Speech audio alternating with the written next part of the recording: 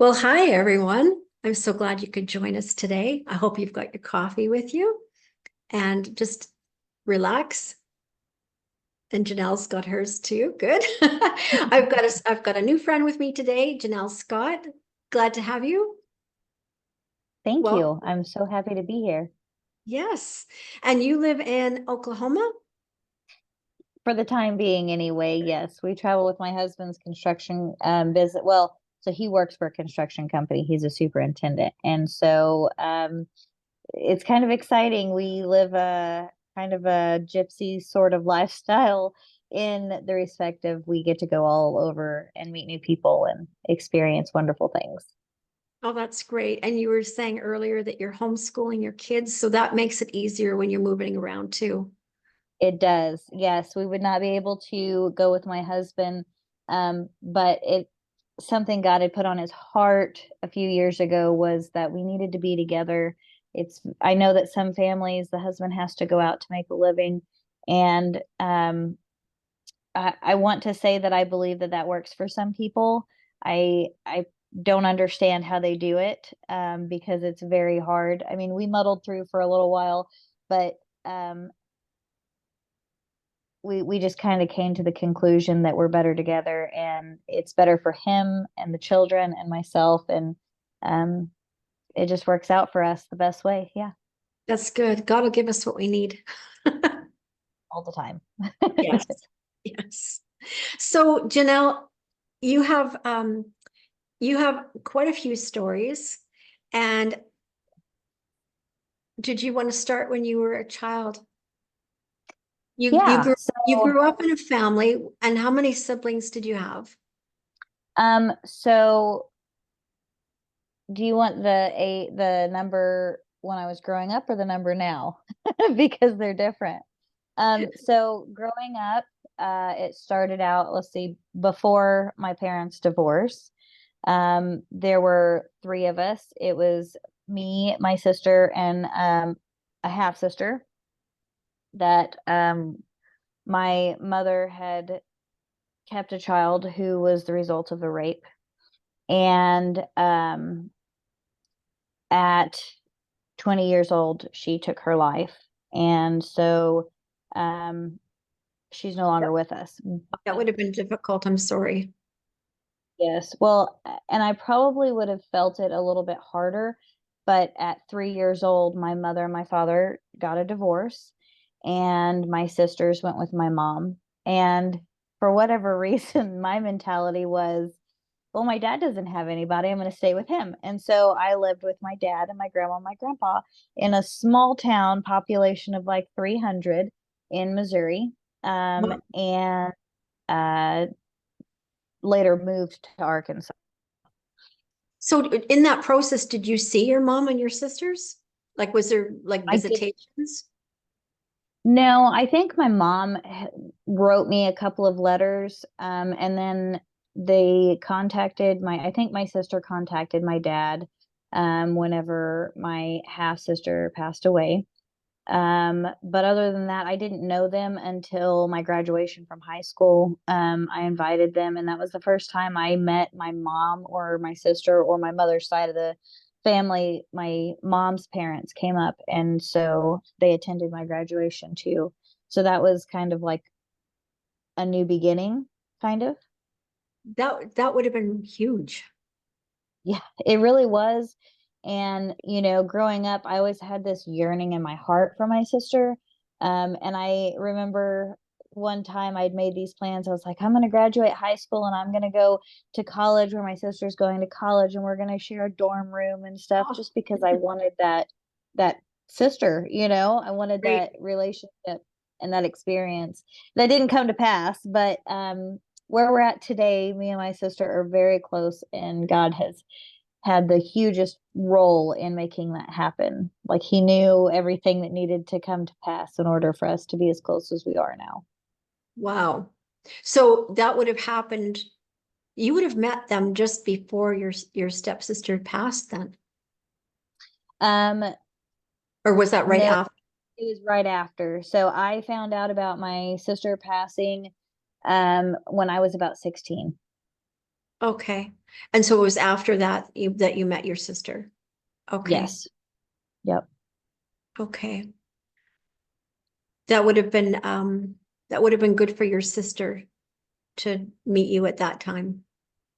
And it was so unique. The way that our first encounter, it was like we were best friends and we were little kids all over again. And um, we just met at the park after school because they'd come up a little bit early. And um, we had candy canes, like the straight long ones that were like tutti frutti flavored or something. And we'd pulled our jeans up and turned them into capri so we could walk through the little creek there and everything. And it was just really a magical time, honestly, just to get to experience that. Wow. Wow. So what was it like growing up with your dad and your grandparents in a tiny town? Well, so um it being a small town, everybody knew everything and everybody was related in one form or another. And so I had a couple of cousins and my aunt and uncle that lived like a mile or a quarter mile maybe away from my grandparents' house where we were all living. And it was country living, you could go out and play. I was raised as an only child until my cousins were born, which I was like 10 years old or something at that Oh, point. wow. Okay. And so I got really good at playing by myself and I love to be outdoors and stuff. My dad and my grandpa worked together at a engineering company. And so I would go to school and then come home and hang out with my grandma until it was time to go to bed, and then get up and do it all over again until I got older and started getting into sports.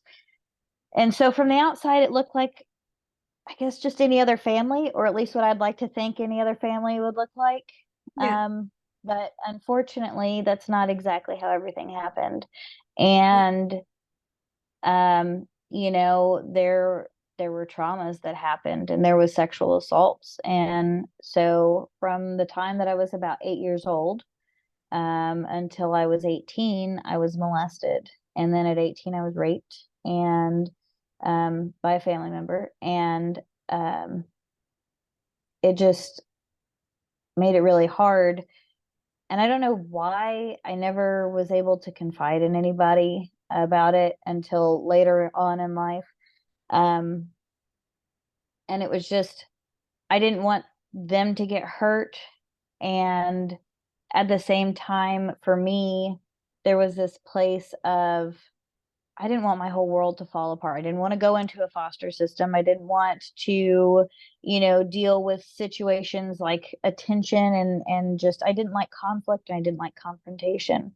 And so I just kind of carried it. I just compartmentalized it and carried it.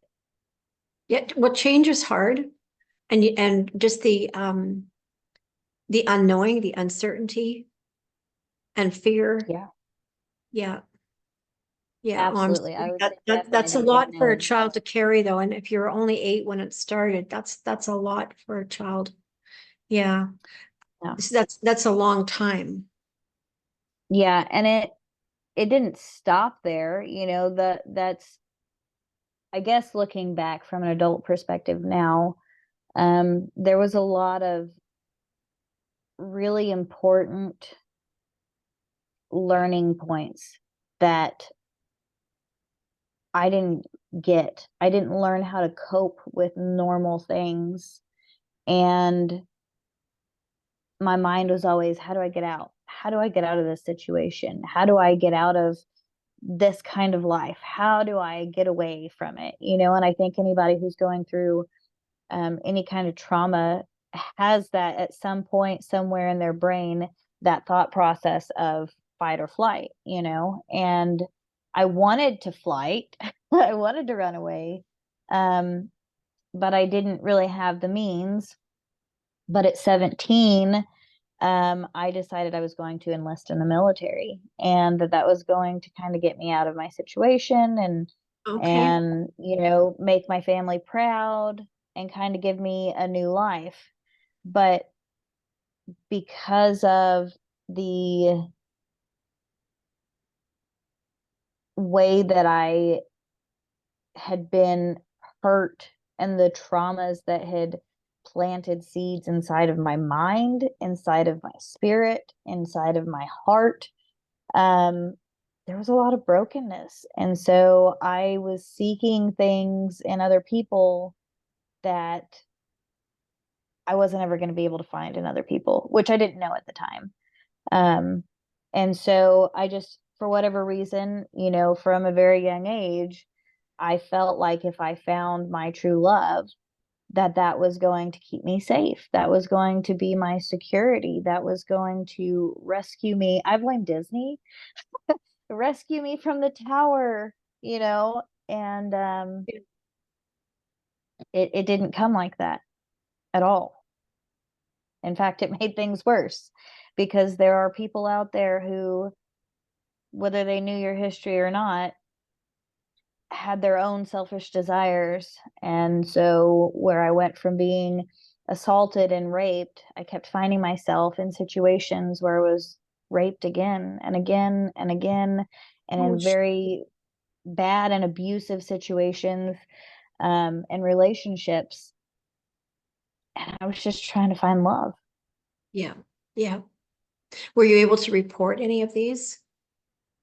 So I was able to, well, I guess you could say two of them. So one of them, I had, when I had enlisted in the National Guard, I was attached to a military police company, and they had deployed. I wound up not deploying. I had a staph infection, so they couldn't send me.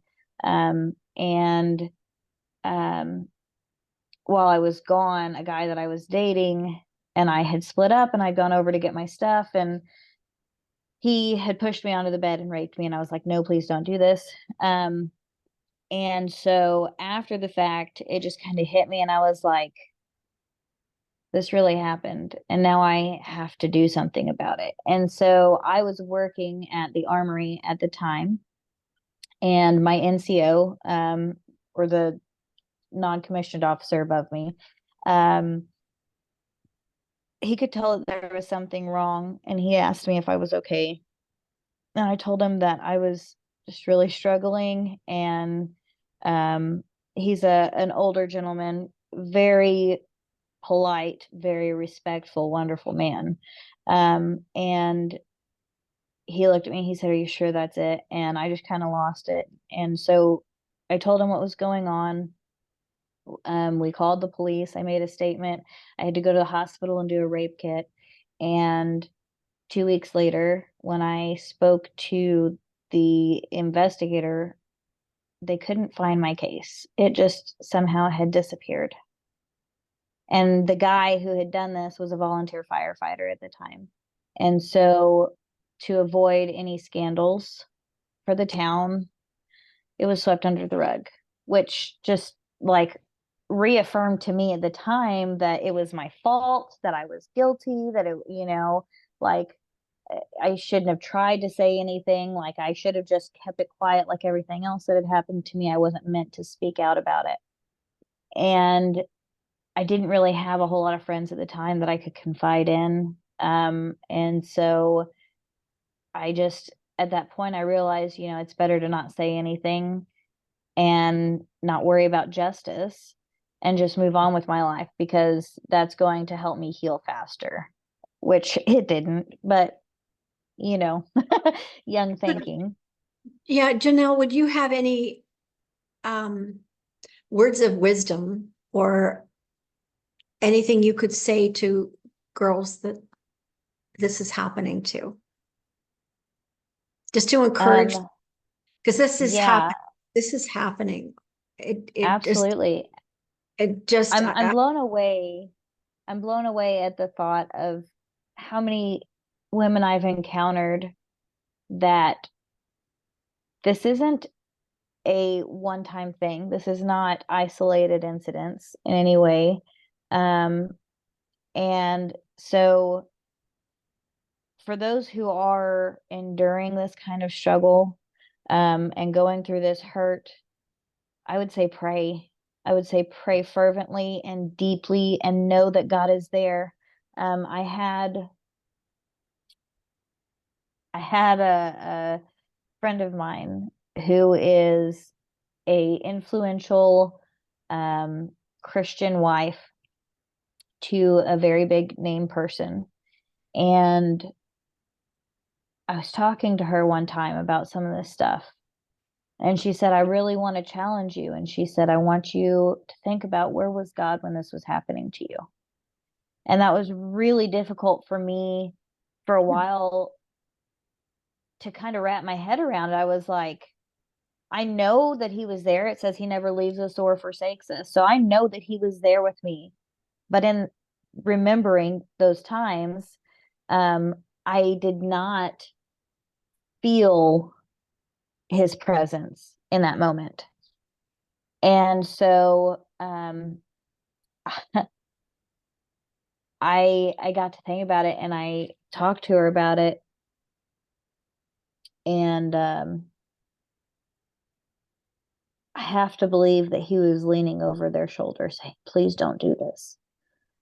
Please don't do this. Yeah. And go ahead. And he was there with you, but he was Right. also crying with you. Right. He Because didn't want to see those things hold, happen to me. yeah, he holds your heart in the palm of his hand. So he's crying with you. We have free choice. So the people that have hurt you, they have free choice. Yes. So it's all it's difficult to forgive. Right.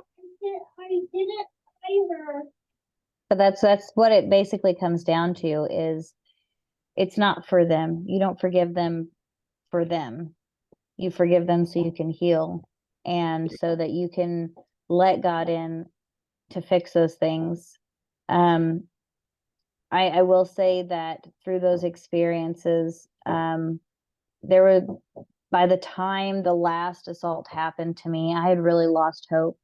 I had really decided that if this is all life was going to be about, and this is what my life was going to look like for the rest of my life, I didn't want to live it anymore. I didn't want to be hurt anymore. I didn't want to carry the weight of all of that on me. And so I remember sitting in, one of the last ones that had occurred was in my barracks room in Hawaii, where I was stationed, after I'd gone active duty. And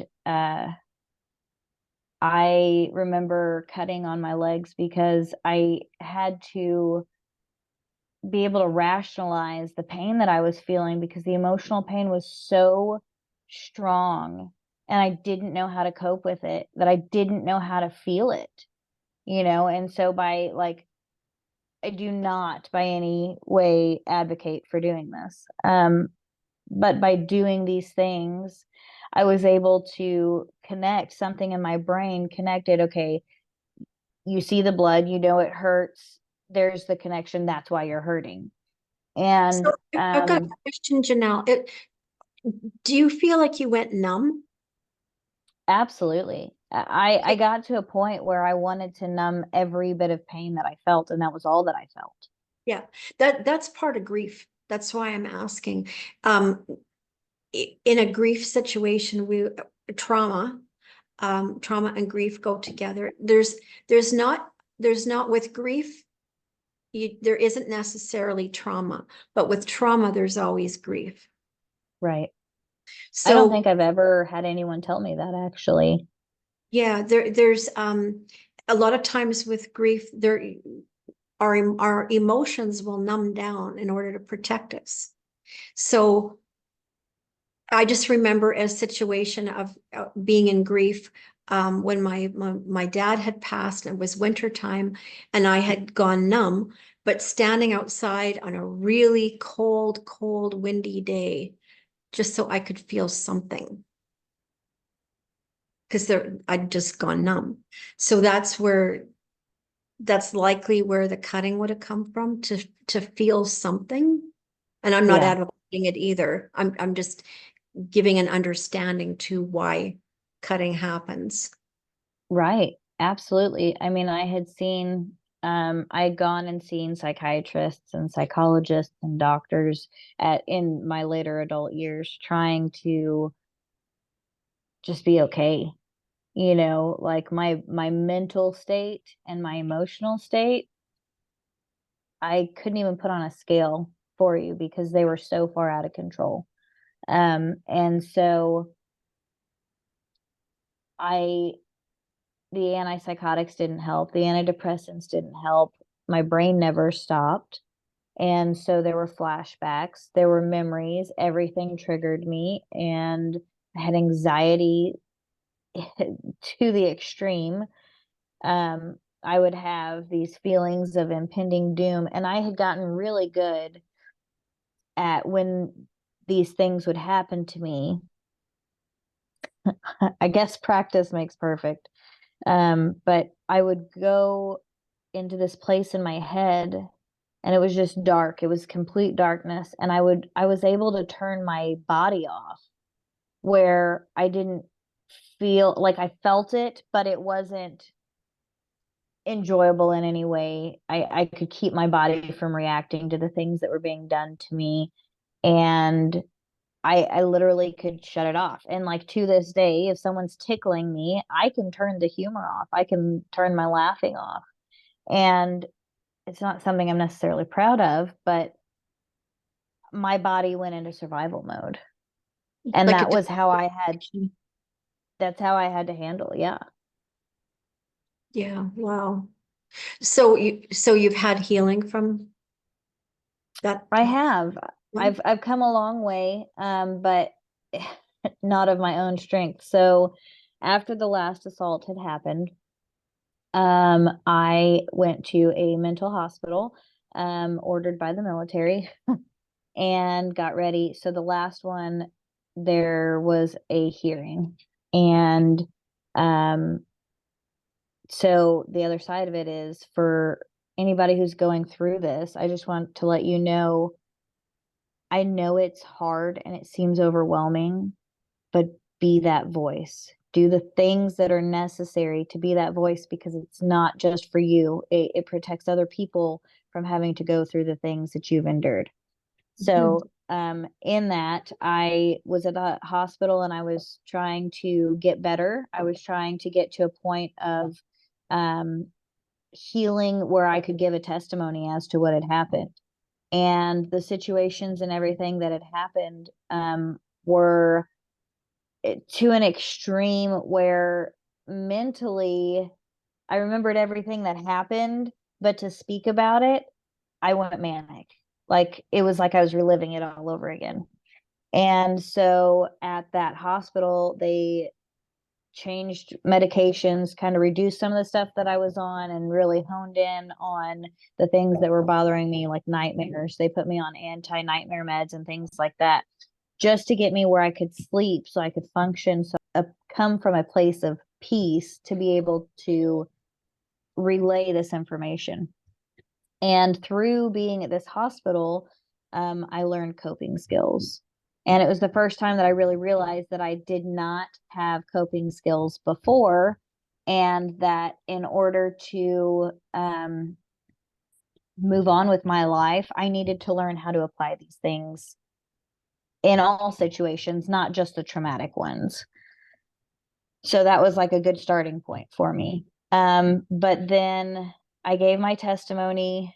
I didn't get the verdict that I would have liked, but through going through that process, God told me that it was okay because I wasn't going to get hurt again. I couldn't get, he was with me. He was not going to let me get hurt again. And he started showing me my worth, that he loved me and that he cared for me and that there was a reason that I didn't kill myself. And so I had to kind of lean in on that. So, shortly after that, I got medically discharged from the military, not just for PTSD, but that was part of it. And I I was pregnant. I had a little girl, and I was about 2 months pregnant with her, and they shipped me home. They sent me back to Missouri. And where did I go? The same place all those traumas happened. Didn't have anywhere else to go. And so immediately I was plagued with all of those flashbacks, all of the feelings all over again. And um, the cycle just repeated itself. Somebody showed interest in me. I wanted to get out of the situation I was in. So it was like, well, let's pursue this. And I got in a relationship that was heavily abusive, physically and mentally and emotionally. And there was drug use present. And at first, I didn't use, but eventually, I realized that if I wanted anything in common with him, that I was going to have to start using also. And so I did. And I can't, it's crazy thinking back that somebody would think about that, but I just wanted somebody to love me. And Yep. so I started using methamphetamine and marijuana, and 4 years later, I knew that if I didn't get out of the situation and the relationship that I was in, I was going to die. And where was your daughter Um, at this point? where was my what? You had said you were pregnant with, you had a daughter. I had a daughter, yes. So I had given birth to her. She was about 3 months old when I got in this relationship. And um, she walked this path with me. I will say I never did drugs around her, but there were times that I would do drugs and then I would come back and I would clean the house and I would take care of the kids because I didn't have anything else to do. I was controlled. I was not allowed to leave the house. I didn't have a vehicle. All of my debit card and food stamp cards and everything were taken, and I didn't have access to them. I I was going through all of this. She was there, and literally, so it was her and then his daughter, so my stepdaughter at the time. And I just survived. But I remember feeling this emptiness, this brokenness, and the most heartache I've ever felt in my life. And I remember looking down at the drugs that I was about to do one day, and I just looked up to God and I said, God, I don't want to do this anymore. I need your help, and I don't want to live like this. Please deliver me from this. And so shortly after I got sober, I was still in the relationship, but I got sober and he was not. And I How, how got did how did that happen that you got sober? That's hard. That's hard to do. it's it's Yeah. really hard. But I had to make the decision that I wanted more. And I'll say that that strength didn't come from me. Um, that was absolutely a God thing. So the whole time that I was in this relationship, especially after I had realized that drug use was a thing, because I didn't go into it knowing he was using until I walked in on him with a needle in his arm. And I had a journal. It was a really big book, and I wrote letters to God in it. And it was the only thing that kept me from just losing my mind. I remember at this point, I had cultivated a relationship with my mom. It wasn't the greatest, but it was new. And all my life, I felt like I was a star, like I had the energy of a star burning inside of me. I loved stars. And um, I remember talking to my mom, and I said, Mom, my light's going out. I just don't have it anymore. And I was just so oppressed by this life and this lifestyle. I was like, man, something has to give. But oddly enough, I never stopped talking to God through all of these situations. And so when I was faced with that, I don't want to do this, and getting sober, um, I truly believe that I cried out and he heard me. He heard me in that spot. And I know I've seen so many women, especially, who don't want to use but are using, and because of the addiction, because of the control and the hold that it has on you, they're not Mhm. able to make that choice to walk away from it. And the idea of people pleasing. Yes. Oh my Yeah. goodness. And Toxic. yeah, and women are nurturers and we want to look after other people and help other people. And And we see, can, that's kind of what in that relationship was, I thought I could fix him. yeah, and that's how a lot of them start. Yeah. And instead I went down this like horribly rough and ugly road that I had no business being on. And I will say that I got sober and I got a job at a gas station there in town. And I remember after another fight, I didn't know, I'd come home from work one day and was sitting on the couch. And it just, at that moment, I knew that it was time. I knew it was time for me to leave. I had tried leaving so many times before, and I would leave for a day or a couple of weeks or something. And somehow he would act like things changed and I would come back. And the worst part is I truly loved, like at this point, I had learned about some of what love was. And I was willing to sacrifice everything for this man who didn't earn it, didn't deserve it, didn't even show me love back. But I was so willing to give everything for him. And um it made it very difficult for me to leave and stay left. And it's even with the concept of my daughter being in the picture, and I had people coming to me telling me, look, the only reason he's not dead is because the people who have a hit out on him know that you and the children are here. And I was like, thanks, I think. Like, what do you say to that? Wow. So that And put your so life in danger too. absolutely, absolutely. Wow. There were times where he would go steal stuff, and so people would come over and they would be trying to steal stuff from the house that I was buying, um, just because it was his stuff. And so there was always stuff going on. Is just a very tumultuous lifestyle, and anyone who's in it or around it, um, they're collateral damage. Yeah.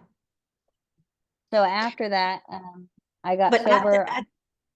at that point, it's realizing that you have value Mm, and believing that you have value. And that's where you can start thinking for yourself. I I would like to say that at that point, that's when that happened for me, but I don't think I had that until a lot later. I think at that point, I had the realization that that was my wake up call. That was God saying, look, I'm going to get you out of this, but I have a plan for you. And I knew, so in 2013, this was in 2016. In 2013, I was in a very bad wreck, that I shouldn't have walked away from. I rolled a truck. I was ejected from the truck, and it folded me out of the passenger window as it rolled, and it took the boots off of my feet and kept them in the cab and kept Wow. going. Like, it was Wow. very extreme. And Wow. so I knew after that experience that there was a reason that I didn't die. And I can't tell you other than in that experience, when it started to roll, I've never been more peaceful in my life. I felt these arms wrap around me and hold me like you would hold a child. And everything just like slowed down, and I saw all of this happening, and it was like I wasn't scared. I didn't have a death wish by any means, but I felt God in that moment. And that was my no doubt moment. That was when I knew that God was real and he was coming after me and he had a purpose for me. And it still took me a few years to be willing to be obedient and actually listen, because I didn't know what that looked like. I didn't know what that felt like. That wasn't cultivated in my life growing up. My grandma believed in God, but I wasn't raised in church. And it was something new for me. It was like a new journey that I wasn't ready. It was intimidating. I wasn't ready to walk it yet. And so when I finally had gotten to the point where I was ready to cry out for God, and I remember sitting on that couch after I got off of work and I said, Lord, I know that it's time for me to leave this relationship, but I really need a sign that I'm strong enough to do it because I don't feel strong enough. And so 2 days later at work, I'm working at a gas station. I'm outside smoking a cigarette on a break, and this brown diesel truck pulls up to the diesel pump, which was broken and had been broken for a few days. And um, he comes over, the guy driving it drives up and he says, "Hey, when's this diesel pump going to get fixed?" I said, "I don't know. There's been somebody out here to check on it, but I don't know a timeline." And he asked me about my tattoo on my leg. And I said, I got it when I was stationed, in Hawaii. And he goes, "You were in the military?" And I said, "Yeah."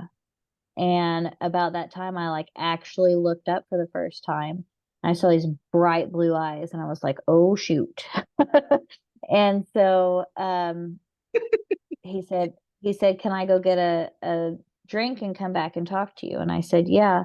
And so like at one point through this conversation, to make this part shorter, he asked me if I wanted to go fishing. And like before I could respond, or before I could think about it, I'd responded. I was like, "Yeah, I didn't care about fishing."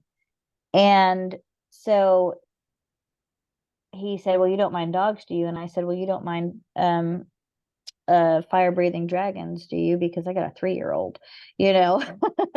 And I just, at that point, I needed to tell him, like, this is my situation. And so like I found myself and I was basically word vomiting to him. I'm like, everything, the drug use, the abuse, the all of the things. And I'm like, I'm trying to get out of this situation, but I haven't had the opportunity or the means to do so yet. And he goes, "Well, it sounds like you need a friend." And he said, I would love to fill that role if you'd let me. And I was like, okay.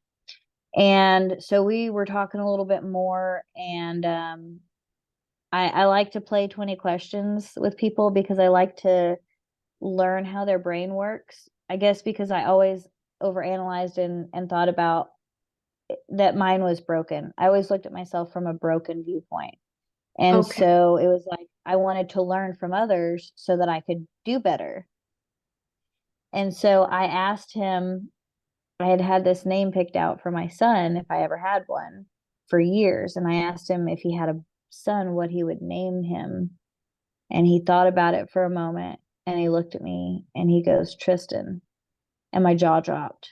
And I knew at that moment that that was my sign, that God had showed me he'd sent somebody to help me out of that situation. And so 2 days later, I left and I never went back. And so then a few weeks later, this guy and we start forming a relationship. And 2 children later, we are married, and he's starting to get radically changed by God. Like he has a real life or death God encounter. And at that moment, he just like did a drastic 180 and started living for the Lord. And not to say that we were doing bad things, but we were kind of stagnant, you know. And so at that point, we really started looking to the Lord, and for guidance and understanding. And mind you, I still had all of this trauma, and I'm just like carrying it along with me. And he understood some of it, but I never went into detail. So like even up until a few months ago, there's information that he didn't know just because what's it change? Yeah. So he started heading our family towards God, and that changed the trajectory of everyone's life. I fully surrendered and let God start taking these things from me. And I remember going to this church, and there was a woman there. Her name was Brenda, and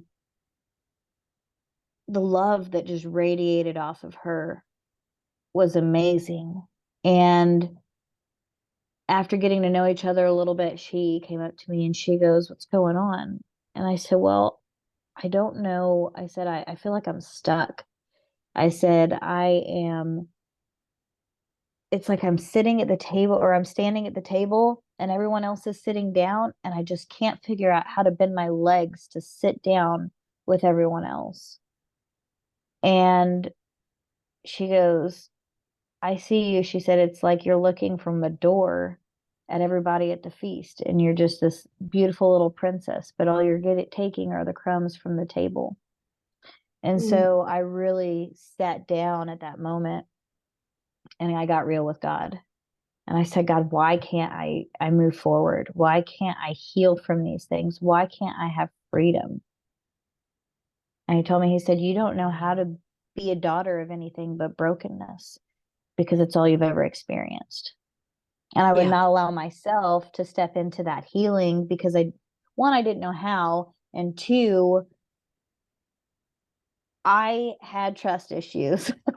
I was like, is this really going to be Yeah. the final time? Can I really trust you, Lord? Which I want to point out, my shirt says trust God and love people because I'm a huge advocate for trusting God at this point in life. Wow. That's a lot. So how are you feeling? And first of all, I want to say thank God for praying grandmas. Um, Amen. yeah, yeah. So how are you feeling now then? Um, I am so much better. I mean, I would be lying if I said there wasn't things that tried to come back up. The enemy likes to use old ways to try to get at you. And so sometimes there are flashbacks that try to come up and try to make me feel a certain way or whatever. But I have such a strong foundation in the Lord now that when that happens, my husband and I, we come together and we pray, which, by the way, for anyone wondering, that man and I have now been together for 8 years. We have 3 beautiful children, and are running after God and what he has for us. And so there has been a lot of healing. And I have gotten to the point where I was able to forgive the person who hurt me from my family, and we have a distant relationship.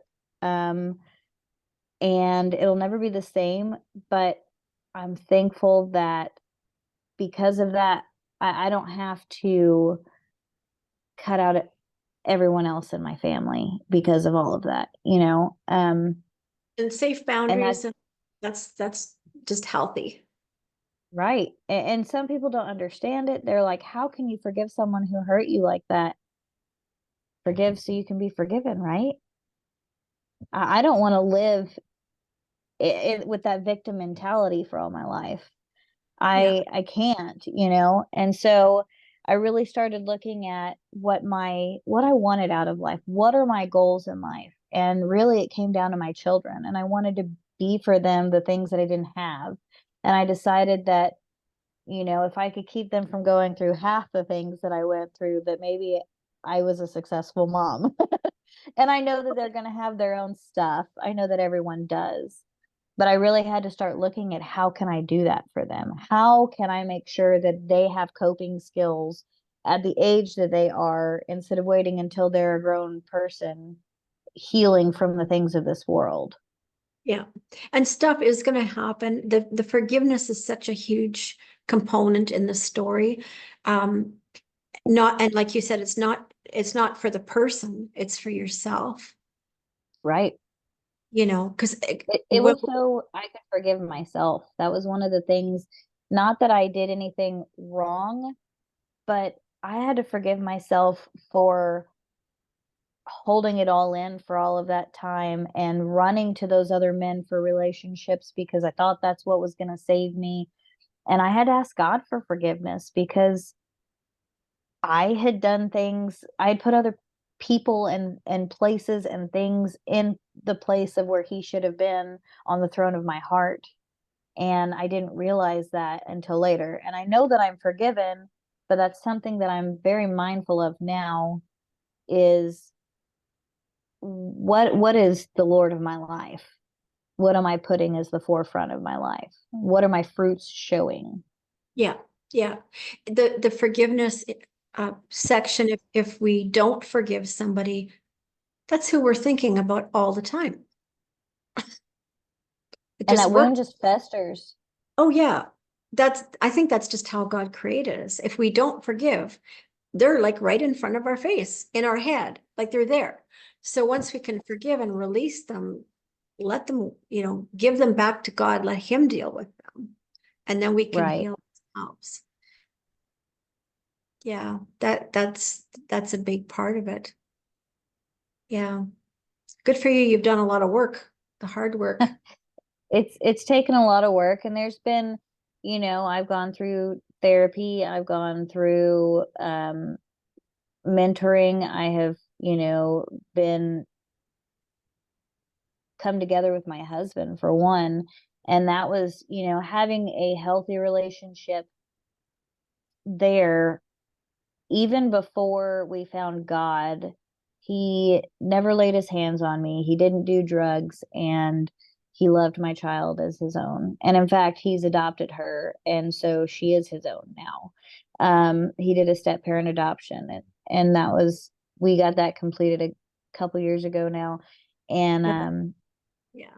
so that just changed the trajectory of my hope, like what could be. Like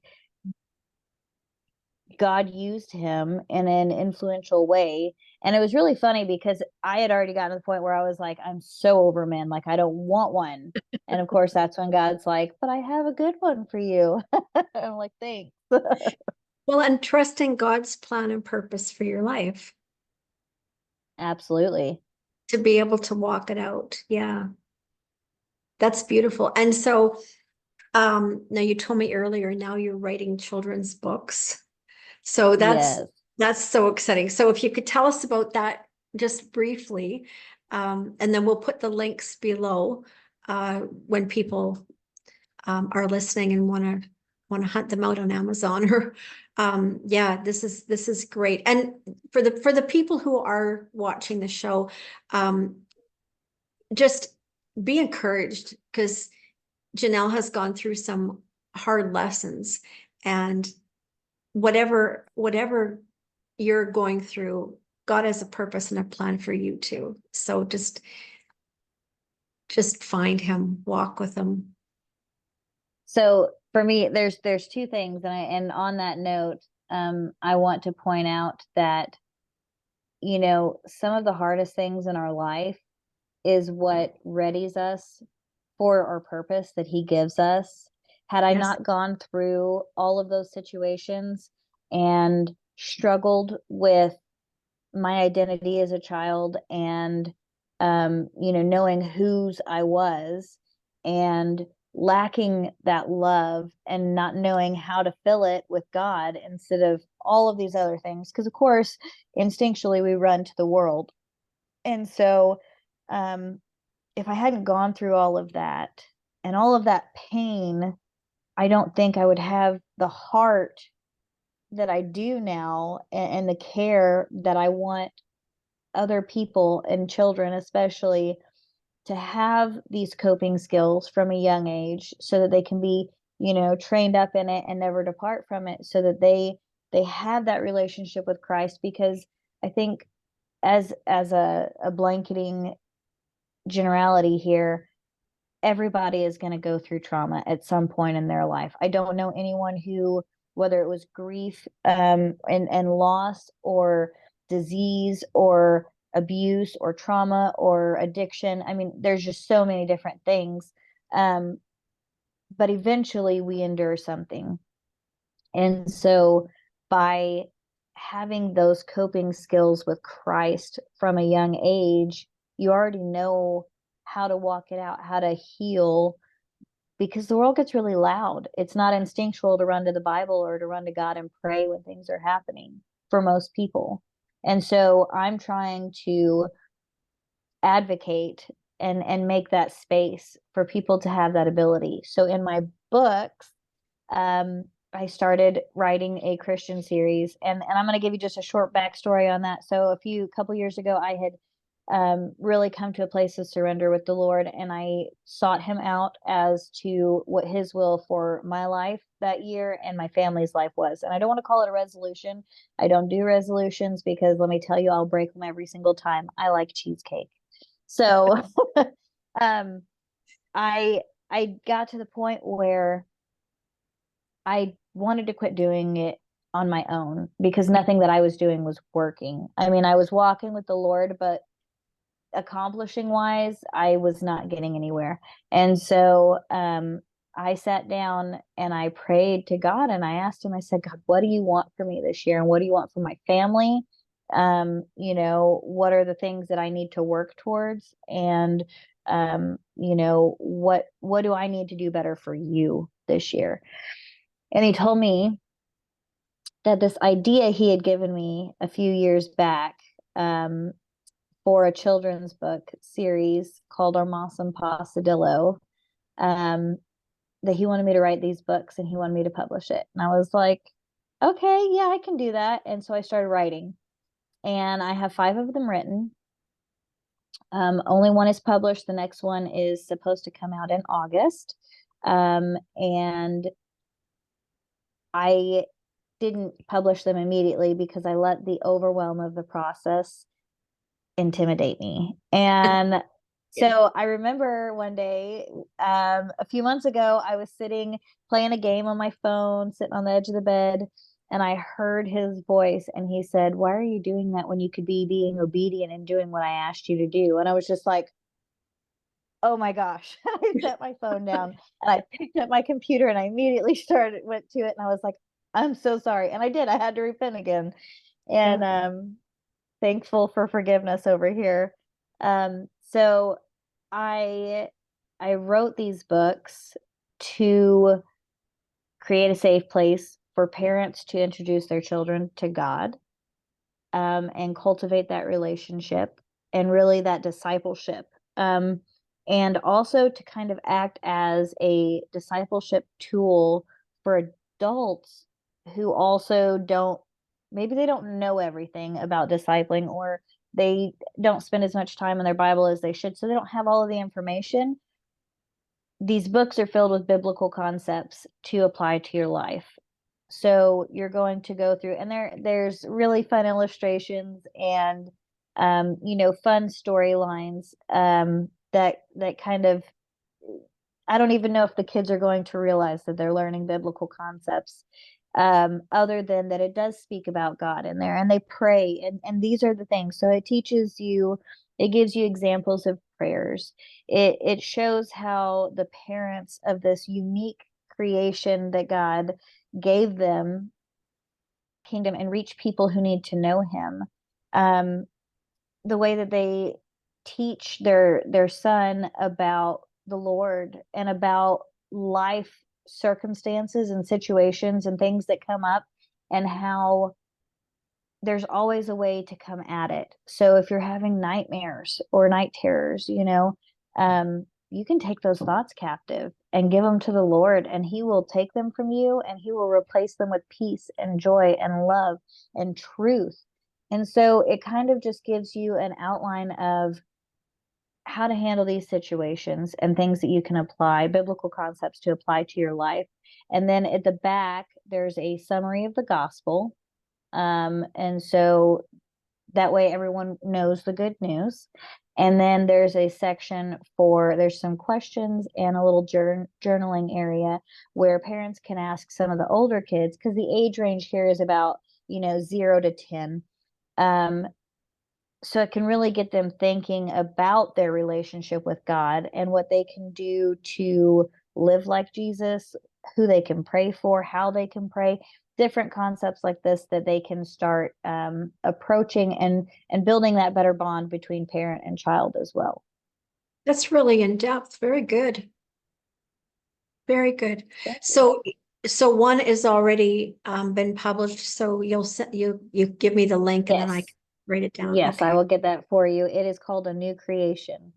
And I think Okay. that just like it kind of sums up this whole story Yes. for me, is that, Christ took me and he turned me into a new creation. He's good at that.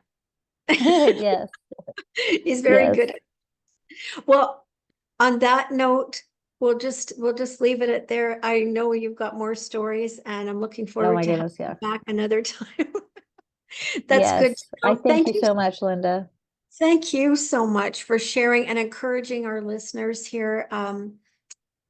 You'll have made a difference. Just you sharing your heart and what God's done will make a difference. And there's always a message in the mess that we've made. He can make a message out of it. Yes. Yes, And if anyone is new to this channel, please subscribe and share with your friends. We all need encouragement. So bye-bye for now. definitely.